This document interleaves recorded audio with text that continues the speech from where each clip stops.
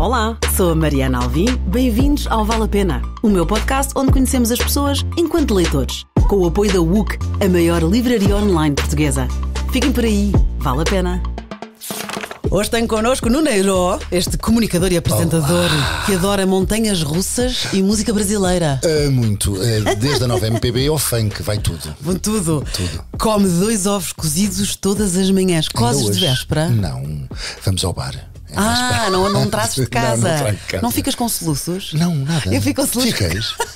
Como 2 ovos, como eu e como a Sara. E não há nada a acompanha? Não, água ou café. Pronto, já não ficas com que é para soluços. interromper o jejum intermitente. Tudo bem. Quanto tempo é que consegues fazer o jejum intermitente? Ora, Não bastante, jantas? no mínimo. Não janto, mas jantas cedo e leve. Portanto, 12, 14 horas. Vá. Valente. Ainda não consegui. Detesta a chuva e frio. Faz questão de ter 2 épocas de verão, ou seja, no inverno foge sempre ao Brasil. Dificilmente gastará dinheiro para ir para a África. Porquê? Também é quentinho. Olha, porque não, há quem tenha o apelo da África. Eu, por exemplo, para além do Brasil, tenho o apelo da Ásia, por exemplo, é no outro continente. O meu apelo foi para outro continente. E, portanto, já investi, porque eu acho que nunca se gasta dinheiro em viagens. Sim. Já investi bastante na Ásia. Boa. És um A África ainda não me viajado. puxou, não me chamou. Está bem, é tão vago dizer a África que tens lá. Tens lá assim. Tem coisas maravilhosas. Ora atenção. bem. Vês o horóscopo todos os dias. És caranguejo. Sou. O que é que dizia hoje? Olha, hoje não vi porque vim a correr. Então, mas eu vi por ti. Eu trouxe o teu horóscopo de hoje. Qual é a carta? Está em brasileiro, mas eu não vou tentar sequer o sotaque. Tu que gostas Vai do que é Brasil. teu, garota, vai. Tu consegues melhor que Se ninguém. joga nisso. Esquece. Suas emoções estão profundas e intensas pela posição da Lua, sua regente? Sempre. Todavia, será preciso saber se refriar, quando preciso, analisando, diferindo, racionalizando e ponderando. É isso, é sobre Você isso. passa por um movimento de reciclagem emocional e deve assumir esse compromisso. Se necessário, busque mais introspeção para processar estas energias e se libertar. Mais ainda, garota. Foi bom? Foi ótimo. Como Tô diz o meu chocado. filho, maneiro. Maneirinho, Maneiro. maneiro. E o teu filho também gosta, também vê muito YouTube brasileiro. Sim, pois, claro, está cheio de lá tiques, está. cheio. Ai. Olha, nunca tiras férias de Natal, mas queres sempre a passagem de ano? Confere, já para pensar no verão brasileiro, não é? Pronto, portanto, primeiro a borga, depois a família, não é? Não, primeiro a família e depois a borga. Portanto, eu Isso é passo o Natal cá. cronologicamente. A cronologia funciona a meu favor. Exato. Não percebes nada de futebol, mas dizes que és ferrenho do Sporting. Eu sou ferrenho do Sporting e agora percebo um bocadinho mais porque tenho que trabalhar com desporto e, portanto, já estão uns bitites e quê. Mas na Já realidade, sabes quem o que é. percebe mesmo de futebol são as miúdas do meu programa. É, a Sara ajudam. e a Iva. Ajudou imenso. Já sabes o que é o fora de jogo? Já. Eu digo que é o que inspirou Agora- o boomerang. Não é? Depois, quando mostram se era um fora de jogo, é assim, para trás para a Sim, frente. mas eu não sei dizer é fora de jogo, não sei. Agora sei conceptualmente o que é o fora de jogo. Pronto. Agora, assinalar um fora de jogo, não sei. Tens de sei, ver o sei. boomerang Não, para depois não. decidir. Exato. Vai ao VAR. Exato. Não sabes andar de bicicleta? Não. No Neiró. O paizinho não ensinou, eu não aprendi. Mas ainda vais a tempo. Mas de partir os dentes todos e pronto, e esta carinha a gente precisa dela Não, eu para acho trabalhar. que tu não és o único que eu conheço que com esta idade não sabe. Eu acho que agora tens vergonha, mas não tenhas, arranja alguém. Não é que- vergonha, é mais medo. Vergonha não. Devagarinho, vais devagarinho para E também era fofo, não é? Um matelão destes com umas rodinhas. Vês como tens no vergonha? parque. Vê? quer Não dizer, vais com as rodinhas, Não. vais com alguém que sabes que não vai gozar contigo, Sim. num descampado plano, não vais para as O descidas. meu problema é os dentes, que eu tenho muito amor a estes dentinhos, são meus. Benzinhas sem mãos, benzinhas sem dentes. Sim, mas não sei. És viciado em séries, mas hoje então vamos conhecer o Nuno Herói enquanto leitor. Tu disseste que os teus hábitos de leitura são intermitentes, porque depende se a série for boa e tiver muitas temporadas. Não depende, eu tenho uma relação intermitente mesmo com os livros, porque passo temporadas a devorar livros e depois passo temporadas sem ler nada. Imagina, agora tem sido uma dessas temporadas, também por causa das séries, mas não só. Às vezes é falta de vontade e eu não me obrigo. Eu acho, não tenho a certeza, ler para mim é um prazer. E portanto tu não te obrigas no prazer. Vais quando tens que ir, quando sentes falta, quando sentes Podes escolher. Exatamente. Portanto, a última coisa que li acho que foi a biografia dos Romanov, que eram logo 2 livros, também 2 calhamações. Gravei assim, agora, então está bom. E gostas de biografias, mas hoje trouxeste-me ficção. Gosto de biografias, gosto de romances históricos. E sim, e trouxe de ficção. Ora bem, Diversa. autores favoritos, isto é por fases, claro, mas mencionaste aqui alguns. Destes que temos aqui preparados. Pode ser, tu disseste um Murakami. Murakami, pois, lá está. Foi como ouvir uma música que gostas muito, que agora é do João e a Anitta, o Pilantra, que ouves várias vezes. Eu, quando descobri o Murakami, foi com uma trilogia, com o IQ 89, acho eu. Sim, pronto. Sim, Pronto, foram logo 3, não é? Descobri antes desse. E então eu gostei muito da estética do autor. E depois li mais, li o Sono. Foste para trás. Fui para trás. Pois. E o que é que eu descobri? Que a estética é exatamente a mesma. Então li para aí 6 e depois. Pronto, e depois deixei, ok, já percebo, está bom, gosto, vou ao Murakami, mas não fico lá muito mais tempo, ou seja, desapeguei-me, mas gosto muito, ou seja, é de facto inovador e é a prova de que os japoneses têm o cérebro em espelho em relação aos ocidentais. Pensam de outra forma, veem de outra coisa, de outra forma. Já foste ao Japão? Não. Entrar, imagina, no meio de Shibuya, numa casa de jogos, é entrar em Nárnia, porque eles estão noutra. São jogos, muitos deles natural, de jogo de computador, mas outros são de música, de percussão, de dança. Então eles estão sempre com fones e jogam sempre em rede, não comunicam com ninguém. Naquela não são selvagens sala. como nós. Não, nada, não são impulsivos, não gritam, não são mais nada disso, civilizados. só no karaoke. Pronto, aí, não é? E à sexta-feira à noite, porque eles não sabem beber. Mas e com aquela cena das gravatas na tela, isso funciona, isso é verdade, isso é verdade. Não é um mito urbano, isso é verdade. Mas aqui é outra coisa. E eu acho que a escrita japonesa também é, ou pelo menos neste autor, é muito específica, é muito diferente daquilo que nós estamos habituados, e isso atraiu-me. Boa, eu também tive a minha fase Murakami, 5 seguidos, ainda antes desse do IQ, não sei o quê, que era o IQ 84, não é 89. Exatamente, 84. Desculpa, os puristas. Ai, que horror. Eu depois ponho aqui as referências de selvagens do que tu dizes. Mas foi o Kafka Baramar, foi o Dança, Em Busca do Carneiro Selvagem, que é a continuação e era o meu favorito. Pois é, mas Murakami. Sabes que uma coisa estranha que me aconteceu com o Murakami? Eu não gostava de sushi quando começou a aparecer. Sim. E ele, quando descreve as personagens a fazerem as saladas de peixes, fiquei com desejo de sushi antes de gostar, por causa do Murakami. E depois foste Sim, hoje em dia adoro. Pronto, eu acho que me deu vontade de. Sim, mas até o sushi mais. É uma coisa difícil de integrar. Tu obrigas-te, eu pelo menos lembro-me na altura, não é? Porque sushi está na moda e a gente ia todos a correr, não é? Vai a primeira, não gostas, vai a segunda e às tantas à terceira aquilo entranha e agora adoro. Também adoras a J.K. Rowling, portanto, fã do Harry Potter. Portanto, Aliás, cometi a loucura, porque quando ela escreve a peça de teatro, o Cursed Child, ofereceram-me, obviamente, a versão original, e lá fui eu para Londres aviar 2 peças de teatro no mesmo dia, 2h30 cada uma. E valeu? Valeu muito a pena. A história até é completamente fiel ao livro. O livro já estava escrito para teatro, portanto, surpresa zero. Agora, qual é a surpresa? Havia um hashtag na altura, não sei se ainda é válido, estive agora em Londres, lá está, no mesmo teatro, nem sequer mudaram a sala, que era o hashtag Keep the Secret, para não revelares o que se passava. Não vou fazer nenhum spoiler, dizer que a primeira peça então faz com que os adultos pareçam crianças numa sala. É extraordinário, porque a quantidade de números de ilusionismo real que tu vês ali ao serviço da narrativa é extraordinário. E estás a falar da J.K. Rowling ainda? Da peça dela, Cursed Child, sim, Harry Potter and the Cursed Child. Vou pôr aqui também nas referências. Em Londres ainda está, obviamente, em cena e há de estar. Pronto, se faria em Londres, ali só ali um bocadinho. Não, olha, eu fui lá numa sexta para domingo, sábado foi sentado, saí de lá quadrado, basicamente. Outro autor, e este sim trouxeste um livro, o Khaled Hosseini. Olha, já li, lá está, a versão Murakami, mas não com a mesma impressão que fiquei daquela de pronto, está bom. Tenho vontade de ler mais. Li 3 logo: O Menino de Cabul, O Mil Sóis Resplandecentes, e depois há um outro que eu agora não me lembro. As Montanhas Econ, era qualquer coisa assim. Eu vejo e ponho na pronto, mas é qualquer coisa assim, das montanhas. Tu trouxeste O Menino de Cabul e eu ia-te recomendar O Mil Sóis Resplandecentes. E o que é que me atrai?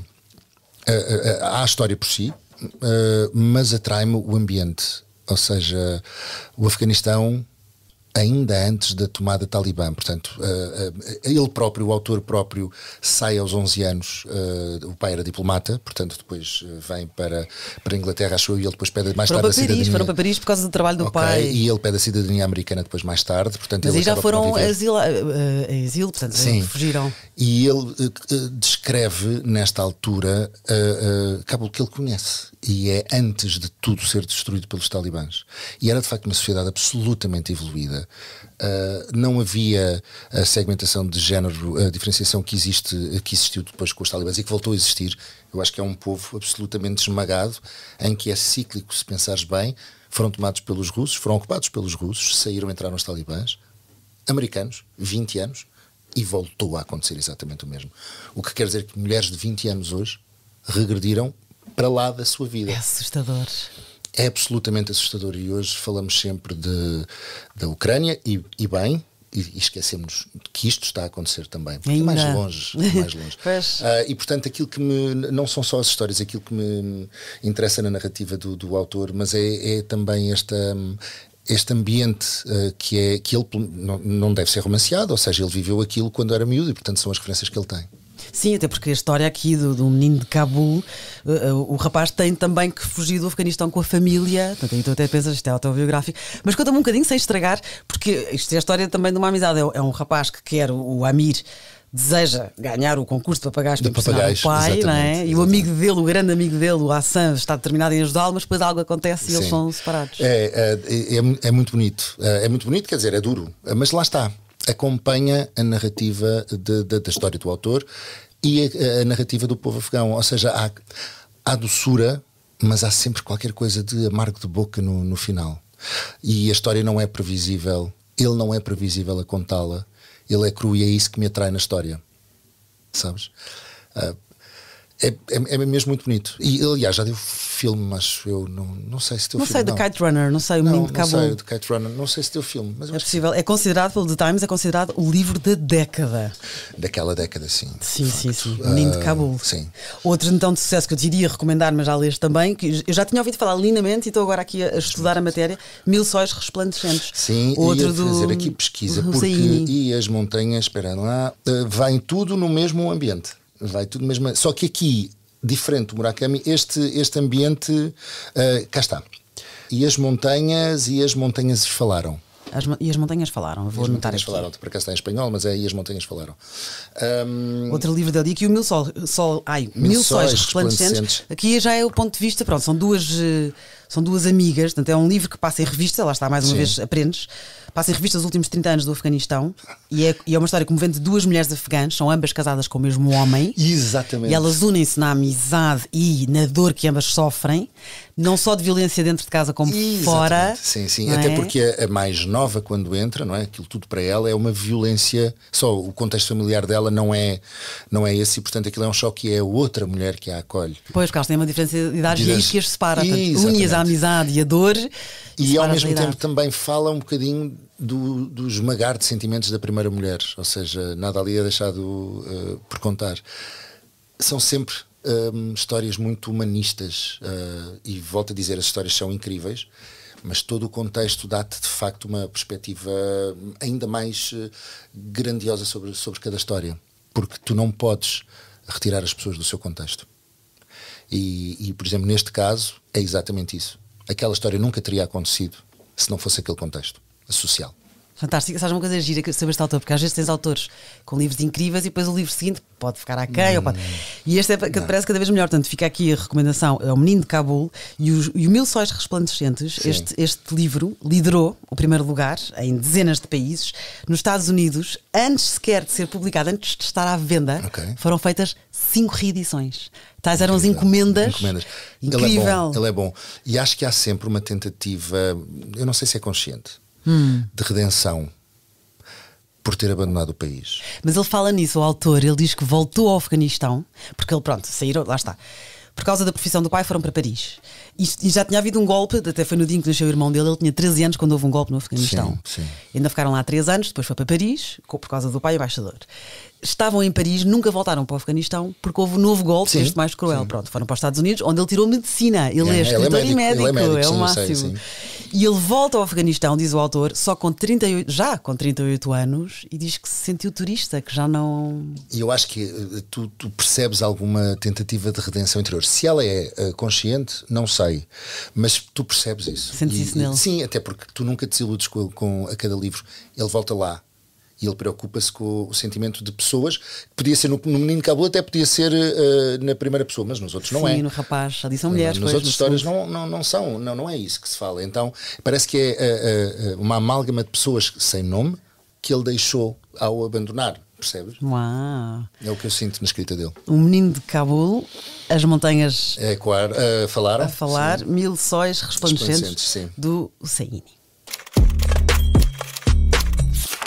Outro livro que te marcou e viste o filme primeiro, disseste-me tu há pouco. Call Me By Chama-me pelo teu nome, do André Simone. Então, primeiro, vamos para a parte mais lúdica da coisa. Eu sim, de facto, vi o filme primeiro. O filme é incrível. Tem muito ali de... Apesar de ser um filme adaptado, também tem muito de biográfico para o próprio realizador. Mas eu achei o filme incrível. Achei que era poesia pura.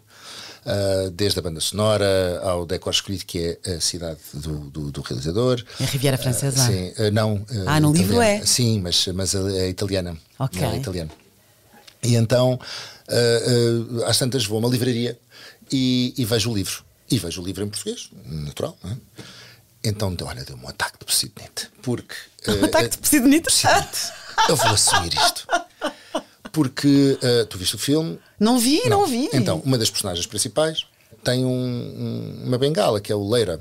Sempre. Leira? Later, sim. Ele é americano, a personagem é americana. Leira, sim, pronto. E que se traduz com até já, até breve, até logo. Não é? Pronto. E o livro começa precisamente com essa expressão. E eles traduzem para mais tarde. Olha, deu-se-me uns nervos muito grandes. Peço desculpa, a versão é em inglês. E é bem eu. Posidonite, venho para casa muito contente com o Call Me By Your Name. Original. Em vez de chama-me pelo teu nome. Ai, menina, o que eu fui fazer? Porquê? Porque o meu inglês é académico. Ok? E aquilo é poesia, aquilo é um inglês literário. Foi bom. Tens que descrever a cara que estás a fazer neste momento. Havia momentos, obviamente que a história entende-se lindamente, mas há frases que são absolutamente literárias, que são absolutamente poéticas e, portanto, as palavras utilizadas são sinónimos de outras que podiam ser ditas mais simples e que eu entendo. Então fiquei exatamente com esta cara do tá, então agora vamos ao dicionário. Então li o livro 3 vezes mais lento. Mas para ir sim, mas também eram tantas que não decorei todas. Nem parte. Mas quanto mais lês em inglês, sim, não, mas era este inglês, percebes? Há outros livros. Eu tenho muito hábito, por exemplo, ver os filmes com as legendas em inglês. Isso é muito bom porque nós dividimos em compreensão, de audição, fala e escrita, certo? E muitas das vezes, até mesmo por causa dos sotaques, a compreensão, eu não sou tão bom nisso e, portanto, as legendas em inglês fazem com que eu me esqueça que estou a ver um filme em inglês. Eu percebo tudo porque está lá a ajuda com a legenda em inglês. Mas neste era isso que tu dizes, é literário, é muito mais rebuscado, muito mais erudito. Tiveste dificuldade. Foi o senhor dicionário para aqui, o senhor dicionário para ali. Mas no final valeu. Não, olha, o livro é muito mais do que o filme, claramente, até porque não havia tempo para fazer aquilo. O livro vai 20 anos mais tarde daquela relação. Mas tu foste ao contrário, deixa-me perguntar-te, porque tu primeiro viste o filme e depois leste. Tu foste com as caras dos atores para o livro. Eu nunca corro o risco, raras vezes, foi com o Harry Potter das primeiras e foi uma maravilha porque estava magistralmente bem adaptado. Até porque a J.K. Rowling não te dá margem para criar, ela cria tudo. E portanto, quando tu não é, visualizas aquilo que estás a ler, quando chegas ao filme é exatamente aquilo, porque o realizador também visualizou o mesmo. Sim, mas acho que eu li de enfiada há poucos anos os Harry Potter e depois vi os filmes com o meu filho e como estavam frescos os livros, mesmo assim ficou aquém. Fica, mas repara, mas a nível de adaptação e de cenários e de decor, que é muito importante ali, a parte visual é muito importante, porque é aquilo que tu crias, porque é um mundo que tu não existe, não é? Então, mas não perdeste ao ver o filme primeiro? Eu quase nunca arrisco. Eu vou ver primeiro ao cinema para depois me deslumbrar com o livro. Eu não quero a gestão de expectativas. Não. Raras vezes já me aconteceu ter primeiro. Imagina a Rapariga do Comboio. Eu fui primeiro. Não, por acaso isso também fui primeiro ao cinema. Também fui primeiro ao cinema. Mas não sais do filme a dizer, pronto, já sei histórias que os de ler. Não, porque tu tens muito mais. Por exemplo, no caso do Assiman, para além de toda a beleza poética que é aquela relação, ficas a perceber várias coisas. A primeira, o quão bom ator o Chalamet, que na altura tinha para aí 17, 18 anos, não tinha sequer maturidade para aquilo, o quão bom ator ele é. O casting foi bom. Porque, ao contrário, na realidade, o outro ator é que fazia a narração, mas ele é o narrador. O puto é o narrador daquela história no livro. Isto na história é: há um miúdo de 17 anos que se apaixona por um amigo dos pais universitário, um bocadinho mais velho. Aluno do pai. Pronto, passam umas semanas com ele. Sim, exatamente. E a paixão é recíproca. Sim, sim, é um romance. E depois, como qualquer relação homossexual nos anos 80 e 90, acaba por ser impossível, porque ele vai casar, não é? E diz-lhe: vou casar, e ele engole em seco e diz que bom, estou muito feliz por ti, mas a mutilar-se por dentro. Mas aqui nem sequer é essa a questão. No filme há um sem número de cenas em silêncio dele e do puto. No livro ele é o narrador e tu consegues perceber o quão bom foi aquele ator que só com a expressão mostrou. Exatamente, porque ficas com muito, portanto tens muito mais informação. É muito mais picante do que no filme, como é óbvio, e vai 20 anos mais tarde. Eles voltam a encontrar-se 20 anos mais tarde. Não podes contar tudo. Não. Dava outro filme.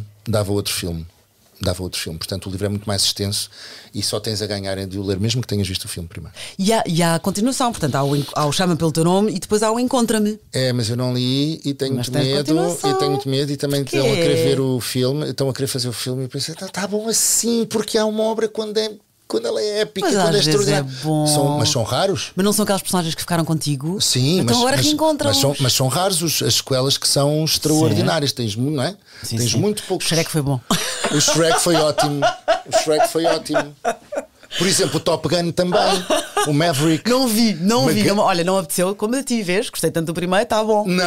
Não te desiludes. É que não te desiludes. O Tom Cruise continua a giro. E não só. Vai bem, aos 60. Vai bem. Agora, e os gajos fazem uma coisa muito inteligente, que é mnemónicas emocionais em Barda. A primeira música é a primeira música do primeiro filme. Portanto, assim que vais para o filme, quando ouves aquilo é uma mnemónica emocional, tu já vais a derreter-te. Mas de facto o filme é bom, mas são poucas as vezes em que uma história, e portanto não, deixa estar, estavam assim, não vão ficar juntos e não. Mas pronto, mas quem quiser ler é o Chama pelo Teu Nome. Exatamente. Do André Simone. À continuação, Encontra-me. Sabes que este autor, ele é casado com 3 filhos, nem sequer é biográfico, ou é o mais velho da história, não sabemos. Sim. Ele nasceu no Egito, é italiano e americano, e depois viveu em Roma e viveu em Paris e em Nova Iorque, fala diversas línguas, apesar aliás, de isso nota-se no filme, francês. porque o puto fala francês, fala alemão com os pais também, inglês, poliglota que gira, toca piano. Aliás, escreveram um livro e plantaram uma árvore. O Chalamet foi. Ele já toca, o Chalamet tem dupla nacionalidade, francesa, Chalamet, e americano.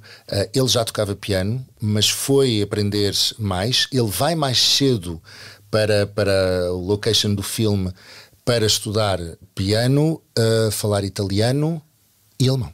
Uau. E lá está, faz todo sentido. Ok, é a vida do autor. Ele deu aulas de escrita criativa e literatura francesa, isto é, em universidades americanas de renome, e atualmente então ensina em Nova Iorque teoria de literatura e obras do Marcel Proust. Faz todo sentido, porque a literatura também está lá na narrativa entre pais e filhos. Olha, então pronto, mas então vou ter outra dica, então fica aqui outra sugestão. Ia-te sugerir o Mil Sóis Resplandecentes do... Vais-me sugerir esse, não é? Não, sabes que não te vou sugerir, Encontra-me. Não queres ler a sequela, não leias. Mas o André Simone diz que apesar do sucesso do Chama pelo Teu Nome, ele diz, o próprio autor diz, o meu melhor, e está traduzido, é o 8 Noites Brancas. Ok, lá vou. Fica aqui a recomendação. 8 Noites Brancas. Então vou dizer a sinopse. Um homem conhece uma mulher misteriosa numa festa em Manhattan, chama-se Clara. Já me ganharam só pelo location. Encontram-se nas 7 noites seguintes. É uma história de um amor urbano, uma relação arrebatadora e apaixonante, um retrato inteligente das emoções humanas. E diz o The New York Times, tem as pequenas alegrias e frustrações da corte humana, não é? Courtship. A acuidade psicológica e a intensidade que associamos não só a Proust, mas também a Dostoevsky. O que nos faz entender que essa relação foi fugaz. Fala em 7 noites e depois algo acontece e mais não digo. 8 já noites que todos brancas. Os grandes amores são impossíveis. Não é nada, eu estou casada há 20 anos. Não, estamos na literatura. Sim, são todos impossíveis, porque não é como nós somos adolescentes, tão forte, os amores forte. do verão, não é? Que aquilo tem uma... É muito apelativo. Amor um amor que vai acabar na próxima esquina. Não é? A pessoa dá tudo. A pessoa vai e pensa, era isto, era para a vida inteira. Gastaste as moedas. Passas a curva e depois pensa, era só isto, bolas. Quando dentro. Namoros de verão enterram-se na areia. Vês? Eu lembrava desta André Acimano, então, este autor. E vamos a mais um dos favoritos do Nuno. As velas ardem até ao fim, de Sandur Marai. É um autor húngaro. Passa-se num castelo na Hungria, exatamente. Eu descobri este livro em conversa com uma autora portuguesa, Margarida Rebelo Pinto. Uma conversa que tivemos, e nós tínhamos isto, estamos a falar, eu ainda fazia rádio, portanto isto foi há mesmo muito tempo, estava na Antena 3. Não faças contas, depois ficas triste. Não, já, está bom. Estou melhor agora. Está muito bem. E nós criamos estereótipos das pessoas, e a literatura escrita, a literatura escrita da Margarida é muito específica, muito pop. E na altura ela era tão famosa também por isso, não é? Porque há quem odeia, há quem adore. E eu entrevistei-a a propósito de um livro, acho que não era o Sei Lá, era o segundo. Não há coincidências. Não há coincidência, exatamente. Agora imagina, há quanto tempo é que isto foi? Pois foi.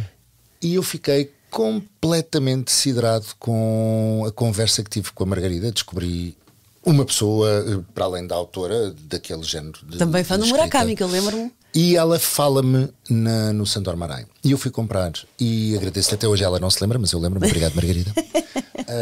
E tornou-se, de facto, foi o primeiro livro quando tu me fazes este desafio. E eu fui lá, vamos olhar o que é. Eu nem sequer o tenho. Tem a Cláudia Semedo. Não te devolveu? Não. Fica o recado. Um beijinho, Cláudia, gosto muito de ti. Já veio a este podcast. Mas eu sei a quem é que emprestei esse livro. As velas ardem até ao fim. Exato, Cláudia. E fiquei absolutamente siderado, e tornou-se um dos meus livros. E apesar dele não estar à vista, aquilo que nós já falámos, que é, às vezes a gente perde no meio das estantes, perde os livros que queremos, eu não precisei de o ver para me lembrar dele e para o destacar aqui.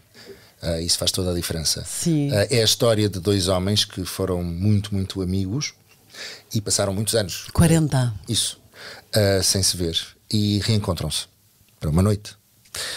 E não sei jantar, se, não é? Sim, É um jantar. Sim. E eles têm uma história entre eles que nunca foi falada. É um segredo, é um segredo. É um triângulo. E não é o da Cristina Ferreira. E é um triângulo amoroso, obviamente. É inacreditável. Aquilo é sempre uma conversa. E o autor faz isto muito bem, que é mesmo uma conversa. E eles estão sentados e não há ação. Não há mudança. E não te fartas. Não, estás ali. Estás à mesa com eles. És uma mosquinha. É. És uma mosquinha. Não queres interromper nada. Só queres ver. É inacreditável. E ver. Porque eu acho que quanto mais lemos, mais desenvolvemos a capacidade de ver. Eu às tantas já não leio, eu já vejo filmes. E quanto melhor é o escritor. Não é? Pronto, então aí. Mas nós vamos criando esta capacidade de criar imagens nas palavras, não é? E portanto, hoje em dia tu, depois de muito ler, já não lês. Tu já só vês os filmes. Visualizas, sim. Visualizas. Isso aconteceu-me com o ensaio sobre a cegueira. E de facto estás ali e não queres que aquilo acabe. E por outro lado queres que aquilo acabe, porque é um desconforto gigante. Tipo, pronto, já passou. Isso não. É tão bom. É tão bom. Recomendo vivamente. As velas ardem até ao fim. Sabes que há pouco falámos num livro que foi um dos melhores da sua década, O Menino de Cabul. Este foi um dos melhores romances escritos no século XX. O elogio abrange. Facto.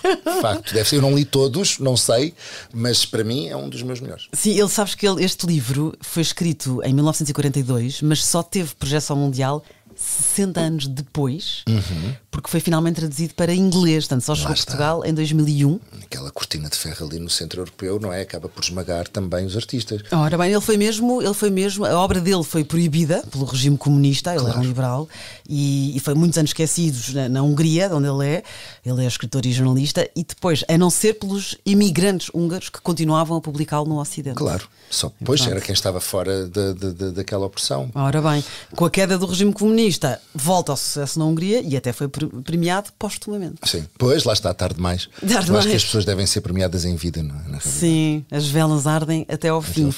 Passaste en passant, vamos lá.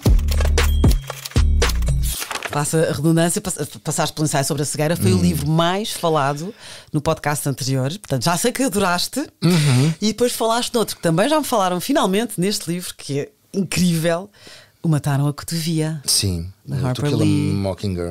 Mockingbird. Então, aquilo que me fez ir buscar este livro foram duas coisas. Eu estava numa feira de antiguidades e vi a versão. Uma versão antiga, não era a primeira versão. Não. E achei, obviamente, que sabendo ou não sabendo a história, conhecendo ou não conhecendo, é um título icónico. E portanto eu comprei-o por curiosidade genuína e de ter o To Kill a Mockingbird na minha prateleira de livros. Foi basicamente. E depois deixei-me encantar pela história. A história passa-se ali na Grande Depressão Americana. É um advogado que tem... O Atticus Finch. Que... não me esqueci. Que tem que defender um negro. Acusado de um crime que não fez. Que não cometeu. E que toda a gente sabe que ele não cometeu. Esta história já ouvi uma conversa também com o Duarte Pita Negrão, que já falámos. E continua, e fizeste um paralelismo com outro. Mas o olhar é de uma criança. É da filha. É filha, scout. Filha dele. E portanto isso torna tudo ainda mais belo, porque ela faz de facto as perguntas que teriam que ser feitas e que nós cínicos na idade adulta já não fazemos porque olhamos para o lado. E acho belo. Eu fiz-te um paralelismo às Vinhas da Ira do Steinbeck, não pelas histórias, não tem nada a ver. As Vinhas da Ira é a história de duas famílias até à Depressão Americana, até à Guerra Civil Americana, mas é a vida deles. O que é que eu... Para já, o To Kill a Mockingbird foi editado em 1960, as Vinhas da Ira em 62, portanto são contemporâneos, muito próximos. A estética. E é uma estética de perder tempo sem pressa. Como era a vida na altura, não havia esta efervescência que nós vivemos hoje em dia. E os autores passam-te isso na sua escrita. A coisa demora. Tens que ter, de facto, paciência para aquele ritmo. E eu acho isso algo belo. Foi por isso que fiz o paralelismo. Não nada a ver com as histórias, nada a ver com o caminho dos autores, mas de facto era uma estética muito presente nestes autores importantes desta década e da década seguinte, porque era a vida que eles tinham, era a vida nos grandes Estados Unidos, não era como até hoje. Não é Nova Iorque, não é. Sim. E tu vês isso nos filmes de época ou nas séries de época, que está bem retratado isso também. Há uma cadência que, quer na literatura, quer depois no cinema ou no teatro, ela mantém-se. Não há como fugir. E quando tu olhas para a premissa que é o livro, tu percebes porque é que depois os filmes e as peças de teatro são assim. Não tens como fugir àquela lentidão. E de alguma forma eu fiz esse paralelismo pelo correr do tempo, o tempo que passa sem pressa. Mas acho engraçado dizer isso, porque eu não sou fã, tenho a mania que não sou fã de literatura lenta. E eu não senti isso, percebo o que dizes e concordo contigo sobre o Mataram a Cotovia, mas eu não me, lá está, eu não me entediei. Eu também não. Não, porque eu sentia. Mas tu, por exemplo, tu gostas, há pouco falámos aqui fora, gostas muito do Essa de Queiroz, não é? Muito descritivo, tu até tens mais paciência. Tenho. E o Mataram a Cotovia, claro que não posso dizer que não é lento, mas é um lento, tu estás lá dentro. Tu não te aborreces. Não, nunca. Mas eu também não me aborreci com o Steinbeck. Ok? Eu gosto disso. Sim. Tu gostas agora, eu sinto o tempo a passar. Quase que metes os papéis para a reforma quando acabas. Mas isto não é uma coisa má. Sim, ficou mais branca. Isto para mim não é obrigatoriamente negativo. Aliás, não é mesmo negativo. Entendes? Sim, eu percebi que não estavas a dizer como negativo. Quando estava a escolher os livros, To Kill a Mockingbird, e de repente olho e penso que engraçado. Ao lado, não é? Naquela prateleira que também bastantes dos favoritos. Os teus favoritos. Estava lá, não é? Portanto, também fazia sentido. Eu penso, mas não é a história aqui. Eu acho que vou juntar estes dois por isto, pela estrutura narrativa, pelo tempo. Pois, porque nós também estávamos a falar nisso. Há várias categorias que nos fazem os livros ficarem favoritos, não é? Ou à altura da minha vida, ou porque mexeu comigo, ou porque aquela personagem disse aquilo que eu sentia e não sabia. Exatamente. Ou a história, ou é o ambiente, ou é porque é um romance histórico que tu gostas de história, sei lá, tens milhares de razões para gostar de livros. O Duarte Pita Negrão falou sobre a Cotovia e eu sei, por acaso nós falamos muito sobre o livro, ele também gosta muito de ler. Eu sei que do Steinbeck, As Vinhas da Ira é o favorito do Duarte. Nada a ver com a Leste do Paraíso. Pronto, eu tenho que fazer as pazes com o Steinbeck porque eu comecei com a Perla. Não posso tu explicar. E nós todos. Pronto. Nós somos da década em que isso era obrigatório no Plano Nacional de Leitura, que ainda não havia. Eu li já adulta. Não. Fiquei zangada. Não posso dizer porque. Eu fui obrigado em adolescente. Eu acho que não. Fui, mas eu era humanista. Eu também. Virgílio Ferreira também não se faz a crianças. Mas acho que eu adorei. Eu acho que fui a única da minha turma que adorou. Eu também gostei do Em Nome da Terra. Não. Não era o Nome da Terra. Era existencialismo, ali foi a minha primeira aproximação ao existencialismo. A aparição? Eu tive o outro, não tive a aparição. Não, nós temos grandes autores portugueses. Atenção, temos. Sim, hoje não sei se gostaria. Sei que na altura tive pai 13 e lembro-me que mexeu comigo de repente. Sim, mas também estamos a entrar naquela idade de questionar, não é? Ora bem, por isso é que eu de repente gostei. Era impossível ser mau a filosofia naquela altura, porque é quase uma missão de adolescente, é questionar coisas, não é? E de alguma forma estou a dizer isto, há muita gente que teve negativas a E filosofia. o meu filho adolescente odeia a filosofia, que é engraçado. Se tem uma mente mais para a ciência, pronto, lá deixou. É Agora, verdade. Quando vens naquela adolescência que pensa, os complicadinhos. Eu sou caranguejo, não é? Eu era complicadinho. Que engraçado. Mas eu acho que é bom também aí, eu não sabia que mais pessoas pensavam, não é? Ou seja, tu estás. Sim. A primeira descoberta é cá dentro na tua cabeça. Sim. Então eu acho que eu gostei da aparição por isso. Foi. Para lá, há aqui perguntas que eu também tenho. Não sei. Exato. Lá está, elas têm vida a algum lado, não é? É da condição humana. Ora bem, que é difícil E a ser necessidade humano. de pertença. E depois é bom quando descobres isso, porque aquilo que nós procuramos em adolescentes é a necessidade, é a pertença. Seja um grupo de amigos, seja o que for. E portanto, quando te identificas, ganha uma proporção. Pois, por isso é que eu acho que eu que me esqueço. Lá está, as velas que arderam até ao fim, que ardem até ao fim, adorei e já não me lembro bem. Sim, é normal. E a aparição lembro do que. Não, é isso, não sei se foi escrita, não sei se. Eu confesso, estavas a falar do Mil Sóis e eu, espera lá, qual era a história do Mil Sóis? Depois eu pensei que eu te recapitulei. Ok, Ora sei que bem. disseste, fui para lá. Depois foste. Não, mas é isso, eu como a aparição não me lembro sequer da história. Lembro-me que mexeu comigo, que foi importante naquela altura da minha vida. Não foi Em Nome da Terra, mas lá está, era obrigatório. Pois portanto, era castigo. Aliás, eu gostava muito de ler, eu já lia muito, eu li os Maias no fim de semana, que ele fazia parte do meu plano. Eu tenho contigo com o texto com o Nome da Terra. Os Maias, como foi obrigado, foi um castigo. Eu fui num fim de semana, estava doente, aproveitei. Adorei. Pois, adorei sorte. aquilo. Aliás, a minha maior libertação, porque eu sou antigo, né? É que quando chegamos ao 10º ano, deixas de ter aquelas rodinhas na bicicleta, que são as perguntas de interpretação, que são uma chatice para mim, aquilo era uma chatice para o meu cérebro, porque me condicionava, não é? Quer dizer, A mais B igual a C. Então a pergunta já vai para uma parte do texto. Tu não podes interligar, tu depois tens as outras perguntas e não podes matar, porque senão a professora queixa-se. Quis fazer uma composição. Então, na realidade, quando chego ao 10º ano de Humanísticas, não é? E me põem um livro e com uma frase só a dizer comente, Pois. lá foi a nota lá para cima. Porquê? Porque era esta coisa de querer e depois vais ao fim, vais ao princípio e interligas aquilo tudo. Não... E às vezes é bom, ok, no teste não dá, não é? Mas eu às vezes gosto de não dar logo a minha opinião sobre o livro, preciso uns dias para. Ou um livro que eu até imagino, há um que eu não adorei, mas é dos livros que eu mais cito e que ficou comigo. E ofereci a uma amiga minha, aliás, foi neste podcast que eu ofereci. Não era adorei, eu gostei, mas gostei. É não ficção, é o Glennon Doyle, é Indomável. E ofereci à Luísa Sobral e mantivemos contacto, ganhámos esta simpatia com os livros. E a Luísa, lembro-me de dizer isso, a Luísa primeiro não adorou, e depois de repente disse: Mariana, eu acho que vou dar mais estrelas do que aquelas que dei. Porque o livro foi falando comigo mais tarde. E aqui a não ficção é por outras razões. Mas tens que ter algum tempo de maturação daquilo que. Sim, olha, por exemplo, isso aconteceu-me com um filme, o último do Kubrick, com o Kidman e com o Cruise, o Eyes Wide Shut. Sim. A primeira vez que vejo foi na sala de cinema.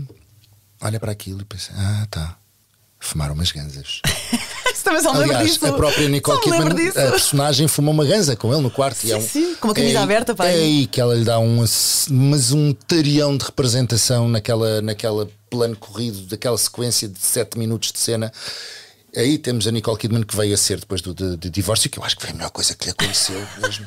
A ver esse livro de Tom Cruise, que gosto muito na Missão Impossível, nada a ver, hein? Atenção. Mas eu não consegui entender o filme e passado uns largos anos volta a dar na RTP. Viste? E eu vi-o e não consegui tirar os olhos de cima do filme. E de repente eu percebi o filme e amei o filme. Isso acontece, tem a ver com a maturação, tem a ver o teu momento de vida. E maturidade. A maturidade. Tem a ver com isso. Agora é um desafio difícil. Oi. O menino de Cabul, chama-me pelo teu nome, as velas ardem até ao fim, mataram o que te via a leste do paraíso. Escolhe um. As velas ardem até ao fim. Ok, já muito bem. As velas ardem até ao fim. Boa, olha, eu no fim tenho sempre um presente para oferecer, tendo em conta o teu gosto literário. Eu arrisquei, mas eu acho que espero que corra bem. Depois diz, mas como sugestões eram Mil Sóis Replanecentes do Hosseini, que já leste, portanto fica para quem nos está a ouvir essa sugestão, e do André Assiman, 8 Noites Brancas. Fiquei cheio de vontade de ler também. Também eu. Que bom! E trouxe-te um mais contemporâneo de uma espanhola, Andrea Abreu. Isto está a ser um fenómeno em Espanha. É para ti um retrato brutal e belíssimo dos limites difusos entre o amor e a amizade. É também duas adolescentes e uma história de amizade, diz. Mariana Alvim, que é por tua causa que a minha intermitência com os livros vai acabar. Espero que sim. Vale a pena. Mando mensagem. Está bem. Pança de burra da Andréia Abreu. Isto está a ser um fenómeno em Espanha. Já vendeu no instante mais de 100 mil. Vou dizer uma coisa com a maior das sinceridades. Eu nunca digo quando não gosto de um livro, disfarço, porque acho. Sim. Gozam comigo que eu digo esta expressão, mas eu acho bera dizer mal de um livro. Mas é verdade. Este não gosto da capa, mas isto vou dizer. Mas como estou a fazer publicidade, sim. Pança de burro. Ou seja, quando eu não adoro esta capa, desculpa, Bertrand, editora, peço desculpa, mas pronto, mas fica aqui. Porque é um livro contemporâneo, é ousado, ela é assim, não tem ela, a jornalista, a autora não tem filtro na linguagem. Sim, é crua. E é mais ou menos, e é um bocadinho aquilo que tu me trouxeste hoje, é a sensibilidade, é a adolescência, é quando a amizade se torna em desejo, e lembra-me imenso deste livro. E eu vou lê-lo obrigatoriamente e depois I'll keep you posted. Deixa-me só dizer-te que concordo absolutamente contigo quando não se fala mal de um livro ou de uma música ou de um destino de viagem. Porque é arte, é subjetivo. É subjetivo, claro. Eu nunca vou dizer a alguém não vás para aquele sítio. Posso contar a minha experiência e a minha percepção, mas vai. Sim. Lê. Ouve. Claro. Porque o que é bom para mim pode não ser bom para ti, ou o que é péssimo para mim pode ser maravilhoso. Portanto, eu estou contigo, eu também não faço isso. E é subjetiva a minha opinião, mas tinha que dizer isto. Não adoro a capa. Até porque nem falámos de Paul Auster. Porque se falássemos de Paul Auster é amor-ódio. É amor-ódio. Adoro uns, odeio outros. E Faulkner, William Faulkner. O ano em que eu decidi ler os versículos satânicos e o William Faulkner o mesmo verão foi terrível. Ouves o Vale a Pena, tens aqui recomendações para gregos e troianos. Obrigada, Nuno Herói, gostei muito. Obrigado, foi um gosto. Que bom. Obrigado. Para a semana há mais.